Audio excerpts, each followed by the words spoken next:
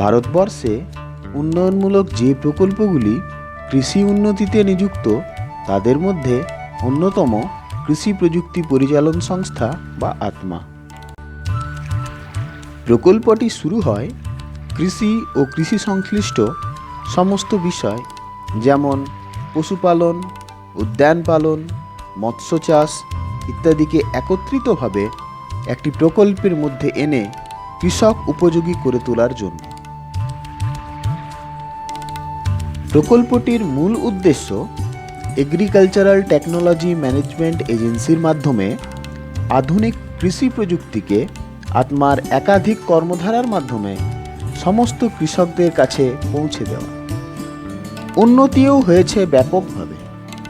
পুরুলিয়া জেলার বাঘমুন্ডি ব্লকেও নিয়ম মেনে তৈরি হয়েছে ব্লক কৃষি তথ্য উপদেষ্টা কমিটি। নিয়োজিত হয়েছে কৃষি ও কৃষি সংশ্লিষ্ট বিষয়ে বিশেষজ্ঞ ব্লক প্রযুক্তি প্রবন্ধক বিটিএম ও সহকারী প্রযুক্তি প্রবন্ধক এটিএম। মূলত কৃষকদের হাতে কলমে প্রযুক্তিগত শিক্ষা দিয়ে উৎপাদন বৃদ্ধিতে সহযোগিতা করছে এই কমিটি। এছাড়াও এই কমিটির কাছে রয়েছে সমস্যা সমাধানের সহজ উপায়ও। আত্মার এই উদ্যোগকে কাজে লাগিয়ে ইতিমধ্যেই বাঘমুন্ডি ব্লকে প্রথাগত শস্য সুরক্ষার বদলে শুরু হয়েছে সুসংহত শস্য সুরক্ষা। সবজি চাষে লাভের অধিক সম্ভাবনা থাকলেও বিভিন্ন ধরনের রোগ ও পোকা এই চাষের প্রধান অন্তরায়, যেমন সাদামাছি ও তার আক্রমণে ভাইরাস ঘটিত মোজাইক রোগ। আবার সবুজ শ্যামা পোকা, যা পাতায় ক্লোরোফিলের অভাব ঘটায়।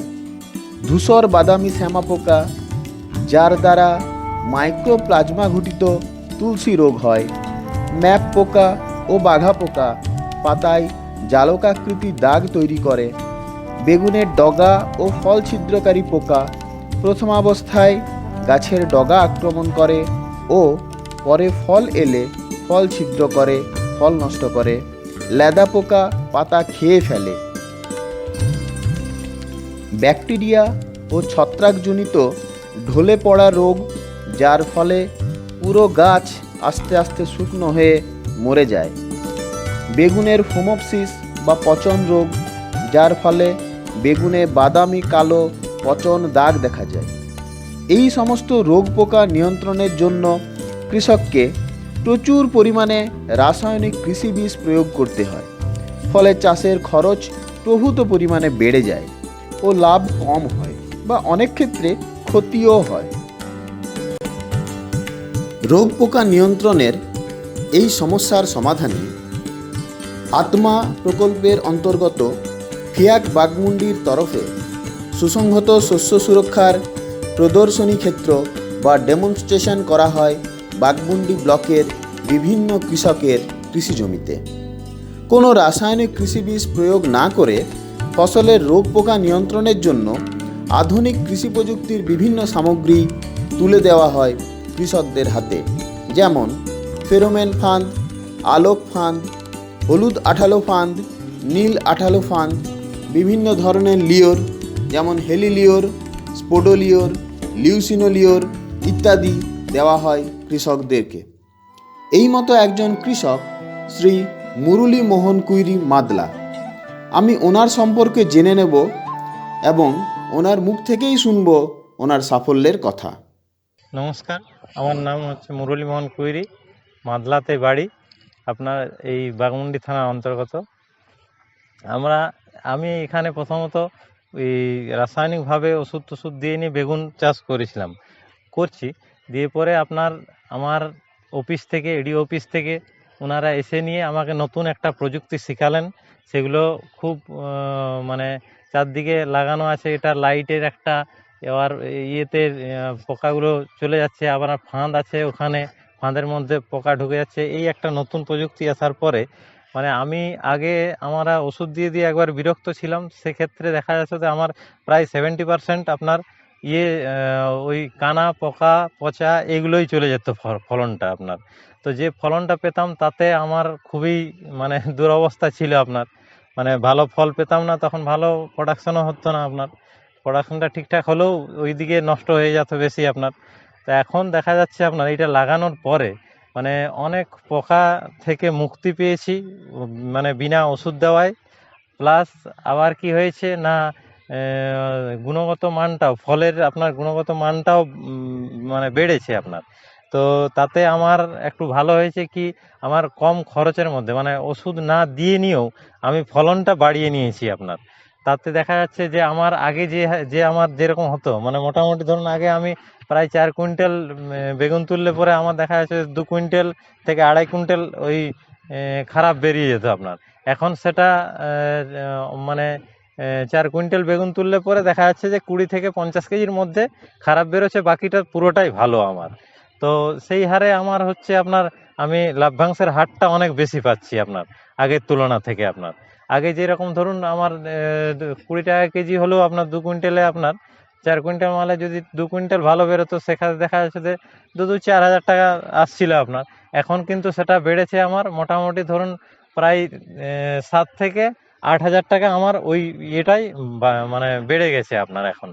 আগের তুলনা থেকে অনেক ভালো হয়েছে। আর এটা একটা নতুন প্রযুক্তি, তাতে মানে আমার সময়টার খুব একটা সাশ্রয় হচ্ছে। কম ওষুধ স্প্রে করতে হচ্ছে আপনার। আগে যেরকম প্রতি সপ্তাহে 2 বার থেকে 3 বার ওষুধ স্প্রে করতে হতো, সেই রকম না করে নিয়ে এখন একবার দিলেই যথেষ্ট, আর ওষুধ দেওয়ার দরকার নেই। অনেক পোকা তো এখানে ওখানে দেখাই যাচ্ছে যে ওই ফাঁদের মধ্যে আপনার ঢুকে আছে খুব। আবার রাত্রিবেলা তো আমি আশ্চর্য ছিলাম যে রাত্রিবেলা এখানে চলে আসছিল আপনার, সবগুলো মারা যাচ্ছে। আবার কিছু পোকা আপনার এখানে ওই আঠার মধ্যে ইয়ে হয়ে যাচ্ছে আপনার, লটকে যাচ্ছে আপনার। এরকমভাবে মোটামুটি আনুষাঙ্গিকভাবে আগের থেকে আমার অনেকটা ভালো হয়েছে। এই বলে আমার বক্তব্য শেষ করছি। ধন্যবাদ আমার এগ্রিকালচার ডিপার্টমেন্টকেও ধন্যবাদ, আমার আত্মাকেও ধন্যবাদ যে নতুন একটা জিনিস এখানে নিয়ে এসছেন ওনারা। আমরাকে চাষিদের স্বার্থে চাষিদের ভালো হোক সেই নিয়ে আপনার ডেমনস্ট্রেশন ওনারা দিচ্ছেন, তো তাতে আমরা খুব খুশি আপনার। নমস্কার।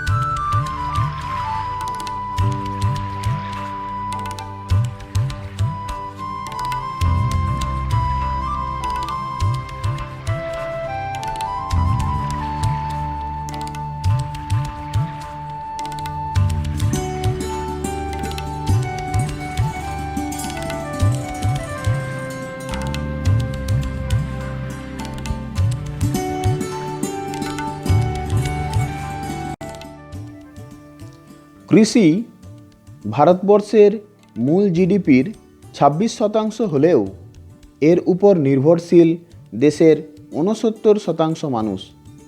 কৃষির উপর ভিত্তি করেই চলে এদের জীবন ও জীবিকা।